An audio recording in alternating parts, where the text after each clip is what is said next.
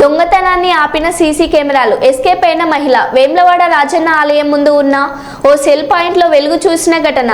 నిత్యం రద్దీగా ఉండే రోడ్లు తెల్లవారితే కిక్కిరిసిపోయే దక్షిణ కాశీగా ప్రసిద్ధిగాంచిన వేములవాడ రాజన్న ఆలయ పరిసరాల్లో ఉన్నటువంటి ఓ సెల్ పాయింట్లో గుర్తు తెలియని మహిళ దొంగతనానికి ప్రయత్నించి విఫలమైంది.